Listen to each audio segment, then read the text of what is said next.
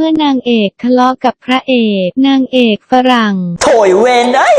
ถ้ากระเทียงสาหร่ายคำเดียวนะสาหร่ายจะจับแกปั้มทำผัวแล้วก็มีลูกด้วยกันซะนางเอกเกาหลีไอ้บ้าเอ้ยอันนี้ไม่อยากมาเถียงกับคนกวนประสาทแบบนายแล้วว่ะปวดหัวชิบเป่งเลยอ่ะนางเอกไทยฉันจะบอกอะไรให้คุณรู้นะถึงคุณจะเป็นผู้ชายคนเดียวบนโลกใบนี้เนี่ยฉันก็ไม่ให้คุณทำผัวหรอกค่ะเพราะว่าคุณอ่ะมันไม่หล่อมันไม่รวยมันไม่เหมือนคนอื่นแถมสินสอดให้ฉัน1,000,000,000เนี่ยฉันก็ไม่เอาคุณหรอกค่ะคนที่จะมาป้าบฉันได้เนี่ยคงจะไม่ใช่คุณหรอกค่ะ